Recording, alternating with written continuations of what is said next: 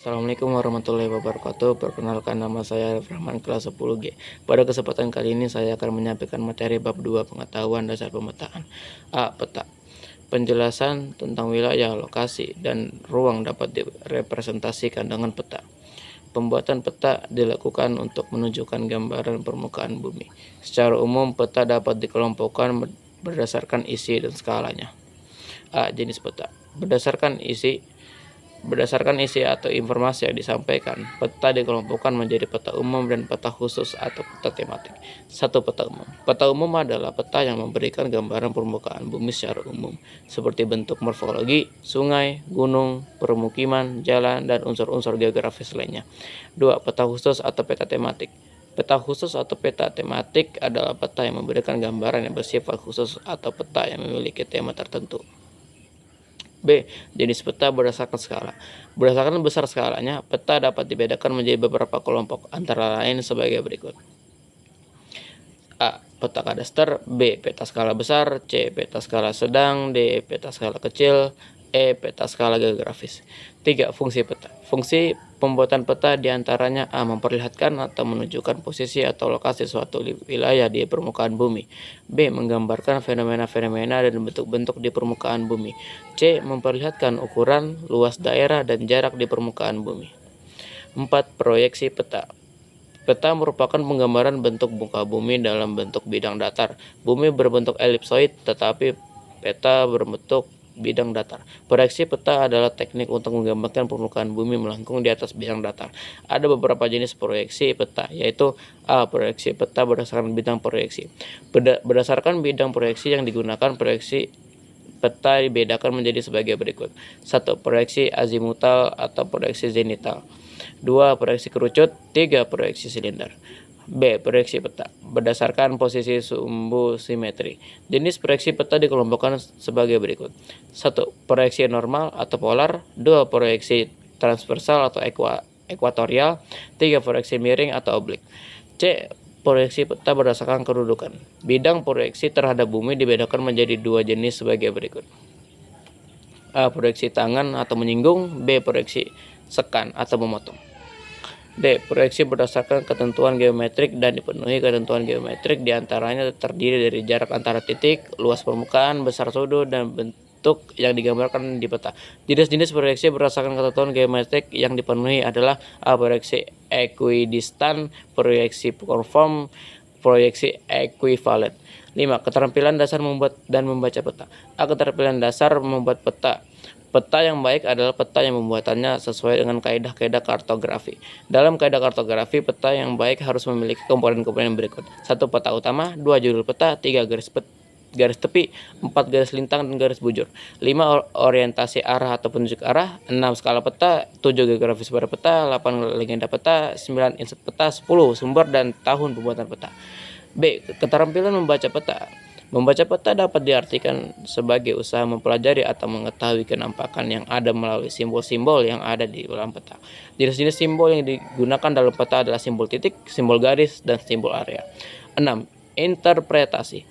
Kenampakan bentang alam dan bentang budaya. Interpretasi diperlukan keterampilan analisis pola dan hubungan antara fenomena atau unsur geografis yang ada pada peta.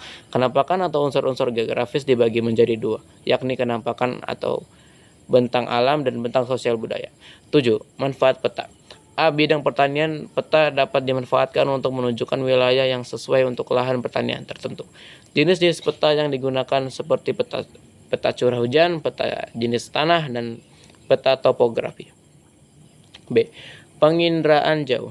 Penginderaan jauh adalah ilmu, seni, dan teknik untuk merekam suatu benda, gejala, dan area dari jarak jauh tanpa kontak langsung atau bersinggung dengan alat pengindra berupa sensor buatan pengindra.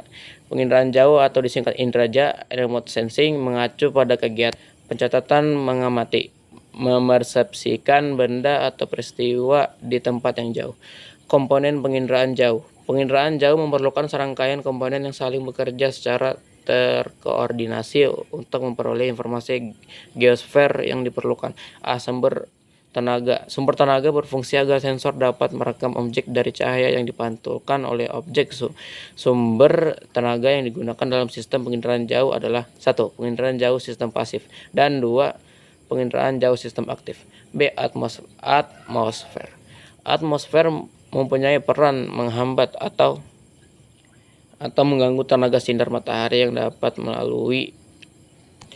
datang melalui serapan, pantulan, dan hamburan. C. Objek yang banyak memantul tenaga tampak cerah, sedangkan objek yang sedikit memantulkan tenaga tampak gelap. Interaksi antar tenaga dan objek memiliki 3 ciri, yaitu sebagai berikut. 1. Ciri spektral, 2. Ciri spesial, 3. Ciri temporal. D. Sensor.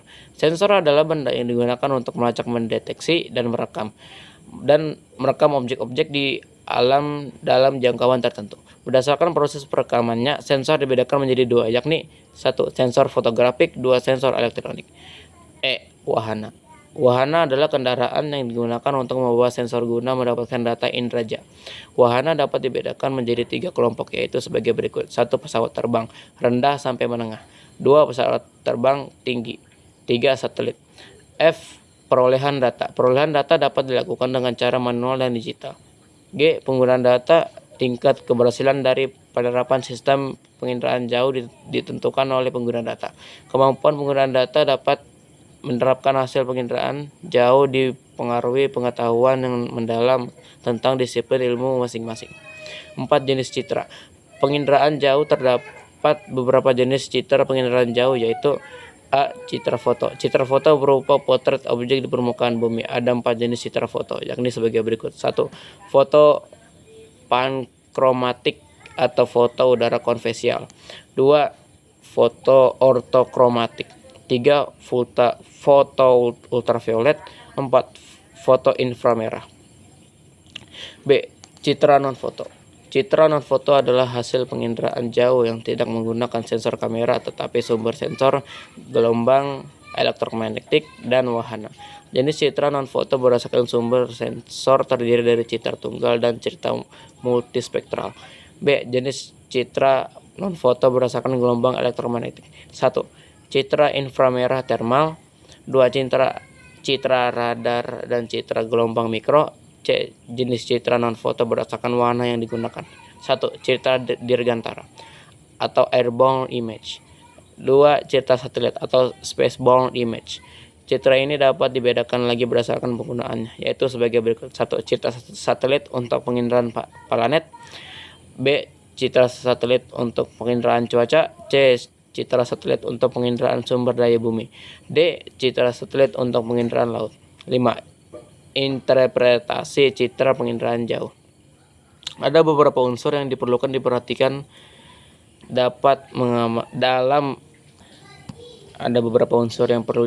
dalam mengamati kenampakan objek dalam foto udara atau citra penginderaan jauh, yaitu bentuk, ukuran, rona dan warna, tekstur, bayangan, pola, situs, dan asosiasi. 6. Langkah-langkah interpretasi citra penginderaan jauh. Dalam upaya mengenali objek atau interpretasi pada citra digital, pengguna melalui tahapan kegiatan berikut. A. Deteksi sebagai kegiatan awal dari pengamatan objek interpretasi citra yang hendak dilakukan. B. Identifikasi, yakni menggali objek yang diamati melalui pengambilan gambar citra. C. Analisis, yakni menggabungkan serangkaian tahapan deteksi dan identifikasi. Tahapan ini menekan uraian deskripsi interpretasi citra. D. Deduksi, untuk menarik simpulan. 7. Manfaat penginderaan jauh. Penginderaan jauh dapat dimanfaatkan dalam berbagai bidang kehidupan, diantaranya sebagai berikut. A. Bidang kelautan. Citra penginderaan jauh di bidang kelautan dimanfaatkan untuk pengamatan sifat fisik air, pengamatan pasang surut air laut, pengamatan gelombang laut, pengamatan perubahan garis pantai, abrasi, dan sedimentasi di pesisir. C. Sistem informasi geografis. SIG atau SIG merupakan suatu sistem informasi yang mampu mengelola atau mengolah informasi atau data yang memiliki referensi geografis atau informasi spesial. SIG atau SIG berfungsi untuk memasukkan, memproses, memanipulasi, mengolah, menganalisis, dan menyajikan data secara spesial atau ke ruangan. 3. Komponen sistem informasi geografis. Komponen SIG terdiri dari 1. Data sistem informasi geografis. Jenis data SIG dibagi menjadi 2, yakni 1. Data spesial, 2. Data atribut. B. Sistem komputer. Sistem komputer terdiri dari perangkat keras atau hardware dan perangkat lunak atau software. 3. Kemampuan manusia, brainware.